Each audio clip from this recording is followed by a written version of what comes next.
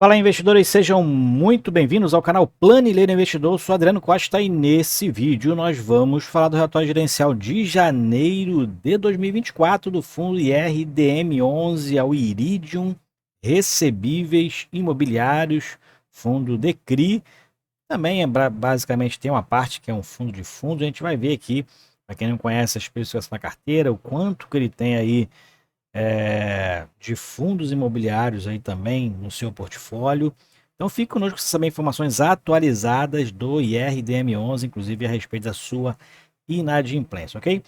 E se você gosta desse tipo de assunto, não perca tempo, se inscreve aí no canal, ative as notificações e deixa o seu like, tá bom? É tudo de graça e você ajuda muita gente aqui no canal. E também vou deixar esse relatório gerencial e também o link do nosso grupo do Telegram na descrição deste vídeo. Vamos lá então, vamos falar aqui do IRDM11. A gente tem acompanhado o fundo aí quase todos os meses, né? Mas vamos ver aqui o objetivo do fundo hoje é investir em CRIs, é o principal, né? O foco principal, como ele diz aqui. Mas o fundo complementarmente ele pode ter ali LCIs, né? Que é normalmente onde os fundos investem o seu caixa, né? Instrumentos de caixa. Também pode ter FIIs, outros FIIs, né? LGIs, LGs, CEPACs. Mas atualmente o fundo basicamente tem CRI e uma boa parte da sua carteira também são de FIIs. Ele é para investidores em geral, tem desde março de 2018, então mês que vem fazendo aí 6 anos de mercado. É um condomínio fechado com prazo indeterminado. Quem administra é a BTG Pactual e quem gere é a BTG, é a Iridium, né? Gestão de recursos. E aqui embaixo a gente verifica a questão das taxas, né, de 1% ao ano sobre, não sei se é sobre patrimônio líquido ou sobre valor de mercado, mas taxa de administração e gestão é 1% ao ano, que vem já apropriado mensalmente dentro ali dos resultados mensais, né? E o fundo anuncia seus proventos no 7º dia útil e paga no 12º dia útil do mês subsequente, né, a que ele faz referência. Bom, mais para cima aqui a gente vai verificar os comentários da gestão. Então a gente verifica aqui que o fundo anunciou neste mês de janeiro 75 centavos por cota, que representou aí 104,1% do CDI. E o mês de janeiro teve aí o IPCA 0,42%, que provavelmente não foi utilizado como base nos cálculos dos juros e correções, que normalmente quando os cálculos são de janeiro pega dezembro e novembro. Então, novembro foi um valor baixo, foi 0,28% de IPCA, e dezembro foi 0,56%. Então, a tendência é que, em fevereiro, né, os resultados que pega janeiro e dezembro sejam um pouco maior do que foi agora, né, por conta do IPCA que foi mais baixo em novembro. Bom, a gente verifica, ele fala aqui sobre a Selic, né, a questão da expectativa que chega a 9% em 2024, né? E os fundos com base na inflação pode ter aí um aumento, né? Uma corrida aí quando o CDI começar a chegar perto da meta de 9%, né? Pode ser que os fundos com base no IPCA voltem a ganhar destaques aí, né? Em relação aos proventos e pode aumentar de preço com relação aí à procura, ele pode se valorizar, né? Bom, ele fala aqui sobre a instrução do Conselho Monetário Nacional 5180, que mudou aí a questão dos lastros dos CRAs e dos CRIs, então limitou aí algumas inconsistências que apresentavam, né, alguns fundos em relação ali às emissões, né, dos CRAs, as empresas realizando essas emissões, e aí então tiveram algumas resoluções ali para regulamentar essas questões. Bom, e o fundo fala aqui que passou então esse mês a fazer ali um acúmulo, né, de resultado, não distribuiu todo o resultado no mês e agora está com quase 10 centavos de resultado acumulado não distribuído. A gente vai ver qual foi o valor que foi retido aí neste mês. Bom, aqui a gente verifica o histórico de rendimentos do fundo, né? Então, nos últimos meses, aí praticamente no segundo semestre, o fundo distribuiu na baixa dos 80 centavos, né? E a tendência é que ele permaneça ali próximo a 1% de distribuição, né, sobre o valor de mercado. Então, é o que está acontecendo. fundo está próximo da distribuição de 1% do seu valor de mercado. Hoje o fundo encerrou abaixo dos R$ 77. Então o fundo está interessante em relação ao valor de mercado. Eu tenho o fundo na carteira, é uma das maiores, se eu não me engano, é a segunda maior posição minha. Gosto do fundo, tenho um fundo há quase 3 anos aí na minha carteira, né? O fundo sempre foi um fundo bem estável, é um fundo com uma liquidez muito alta, e também é um fundo bem diversificado em relação ao seu portfólio. Esse cenário de inadimplência que teve aí, principalmente no DEVA, no HCTR e no TORD, no VSLH, atingiu um pouco o Iridium aqui, mas foi uma parcela bem pequena, mas o mercado acabou jogando o preço dele lá para baixo durante o ano de 2023 todinho, o fundo praticamente sendo negociado abaixo dos R$ 90. Então é o que aconteceu aí com o Iridium, pode ser uma boa oportunidade para aquisição, né? Tive que o valor patrimonial desceu bastante, né? Eu sinalizei aqui, mas esse aqui é o valor patrimonial. E pelo valor de mercado, a gente verifica que ele está sendo negociado ali próximo aos R$ 80, né? Há algum tempo já. Então, com certeza, é o que a gente vê pelo histórico dos preços dos CRIs, né? Quando a Selic começar a se aproximar da meta de 2024, se isso acontecer e realmente se confirmar, os preços provavelmente dos fundos com base na inflação vão começar a subir. Bom, aqui é o volume de negociação. A gente verifica que o fundo teve um volume de quase 93 milhões de reais no mês de janeiro, né? Acima dos 90 milhões de reais aí que tem acontecido no fundo nos últimos 12 meses.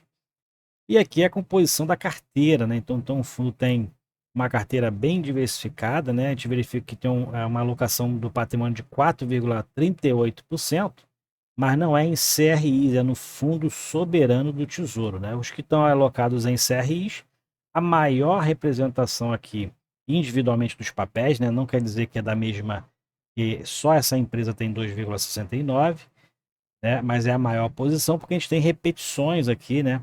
Dos emissores. Então, o que aí dificulta a gente saber qual é a maior realmente alocação em relação ao conjunto das empresas, tá? Mas o que a gente verifica que a maior posição é 86 milhões aqui no Evolua, um CRI com indexador do IPCA mais 9,92%, então a taxa bem alta, e de geração de energia, né? Então que tem aí um bom retorno normalmente, porque o Brasil ele é carente aí de energias, geração de energia, né? Então sempre é muito necessário e acaba que essa alocação, a gente verifica que o fundo tem bastante alocação na geração de energia, né? Então tem outras empresas aí do setor e o fundo está com maior alocação nesse segmento, que é um segmento aí bem rentável e bem seguro, pelo menos nas empresas que a gente acompanha aqui de geração e de transmissão, elas têm aí uma receita bem estabilizada, porque é uma receita regulatória, né? Então a gente verifica que a carteira do fundo é bem diversificada, eles não contam aqui quantos CRIs tem na carteira, mas facilmente chega próximo aos 100 papéis aqui, pelo que a gente vê, né? E o fundo tem quase 2,5 bilhões de reais, são 77% da carteira, quase toda ela, esses 2,4 bilhões, 2,5 bilhões, está alocado em CRIs. Carteira de fundo de renda fixa, a gente verifica que o fundo tem mais de 100 milhões, então são mais de 101 milhões de reais alocados nesse tipo de fundo, né? Com 3,18% do patrimônio. E aqui é a carteira de fundo imobiliário do fundo, mais de 600 milhões alocado em outros fundos imobiliários. Então, parte do fundo aí, né? Praticamente um quinto do fundo é um FOF, né?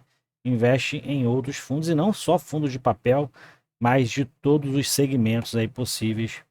O fundo tem outros fundos imobiliários, 19% da carteira. E o fundo, então, tem aqui 73% dos ativos investidos em CRI, 19% em FI, quase 5% em caixa e 3,18% naquele tipo de fundo imobiliário, né? FI-RF. Do indexador, a gente verifica que ele acaba somando aqui os fundos imobiliários que não têm indexadores, né? Mas na composição total dos ativos, então, alocado, indexado ao IPCA, são 62%, e ao CDI, CDI mais quase 15%. O restante são outros indexadores, GPM pré-fixado, GPDI e o INPC. O que a gente verifica aqui na distribuição por setor é o que eu falei, geração de energia, né? É a maior ali depois dos FIIs, né? Geração de energia é o maior segmento, o maior setor aí que o fundo acaba financiando. E tem diversos outros setores, tão bem diversificados também nesse quesito. Aqui ele fala sobre as perspectivas de mercado, depois eu vou deixar esse relatório para você fazer essa leitura, né? Aqui fala sobre o mercado de fundo imobiliário, né? 2023 acaba que foram quase 30 bilhões em novas ofertas, tinha as expectativas de mercado, com a estabilização econômica, né? Acaba que a gente está vendo esse ano de 2024 algumas emissões que a gente não via há algum tempo, então pode ser que esse número aumente para 2024. E nas movimentações do portfólio, ele fala aqui sobre as movimentações, né, e destaca que o fundo está completamente investido, mantendo apenas 5% do patrimônio em caixa livre de operações em liquidação. Então, ele tem aqui as operações, né, dos CRIs e também os 5 milhões que ele investiu aqui no LCI, que é o caixa do fundo atual, né, 5%. E o restante foram compras, na maioria compras de CRIs, e vendeu apenas uma pequena parte. Como a gente verifica aqui, o fundo então, alocou um pouco mais aí em CRIs e também vendeu duas posições aqui parciais desses dois fundos HREC e o RBFF11. Pequenas posições ali. Aqui são os eventos adicionais, né? Então vão ter algumas amortizações parciais e extraordinárias durante o mês, né? Então tiver aqui no CRI Pernambuco, no Gafisa Ciano e também no BRZ algumas amortizações parciais, né? Das operações aí desses CRIs. E aqui tem aquela questão daqueles problemas que tiveram de inadimplência lá do início de 23, que atingiram aqui também uma parte do IRDM11, uma pequena parte, acho que foi em torno de 6% da carteira. E aqui está as resoluções, né? Algumas que já estão em andamento, né? A maioria que está em carência até o meio do ano, junho ou julho de 2024, a gente verifica que está em carência. Alguns já começaram a pagar, ó, esse aqui, por exemplo, está adimplente, então já pagou, segue aí adimplente e para quitação dessa operação, esse JKVNC. E tem aqui apenas 2 inadimplentes. A Starbucks eu acho difícil o recebimento no curto prazo, já que está com um pedido de recuperação judicial deferido pela Justiça. Então 0,17%, que é correspondente a Starbucks, provavelmente o fundo vai receber no longo prazo. E o Alta Vista, que é outro que está inadimplente, né, pagou aí normalmente em dezembro, só que está atrasado novamente agora no mês de janeiro, e já está aí as questões de cobrança. Então a gente verifica que a carteira do fundo está praticamente aí regularizada, né? E a gente vai acompanhar essas questões da carência aqui, mas a gente só vai ter essas respostas após o prazo efetuado aqui, prazo acordado, e a gente vai ver se realmente foi para valer, né? Se funcionou essa carência aí dada por conta aí da questão econômica, né? As empresas tiveram muitas dificuldades. E vamos ver se a partir do meio do ano isso se resolve aí definitivamente, né? Mas o fundo acabou que agora o fundo está mais redondo do que durante o ano de 2023. Isso ainda não refletiu no preço, tá? Não refletiu no preço ainda, porque o fundo ainda não teve um reflexo basicamente ali dentro dos seus resultados. Mas o que a gente verifica aqui na demonstração dos resultados é que já teve um pequeno aumento aqui nas receitas do fundo. A gente verificou um aumento principalmente na correção monetária, né? Praticamente dobrou com relação a dezembro. O fundo também está tendo boas performances em relação aos rendimentos dos FIIs, né? Voltou a também ter boas performances aqui, estava quase 6 milhões de reais agora de rendimentos.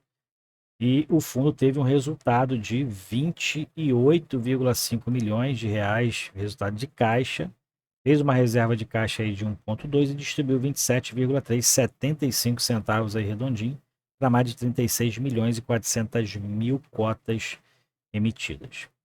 E o fundo então segue nas suas operações aí, e a questão do foco, né, e das operações, o fundo tem cumprido ali as suas obrigações com relação às operações, né, tem acompanhado as operações, mas o preço ainda pode ser uma oportunidade para quem quer entrar no fundo, já que é um fundo bem diversificado, um dos maiores do mercado, tá? É um dos maiores em patrimônio líquido do mercado, mais de 3 bilhões e meio de reais em patrimônio líquido, e pode ser ainda uma oportunidade, já que, na minha opinião, e o que o fundo destacou aqui, quando a Selic começar a baixar, os fundos atrelados à inflação vão começar a se valorizar também no mercado, ok? Então é isso aí, espero que vocês tenham gostado do vídeo, deixe suas opiniões nos comentários do vídeo, espero que vocês tenham gostado, fiquem com Deus, até o próximo vídeo, tchau, tchau.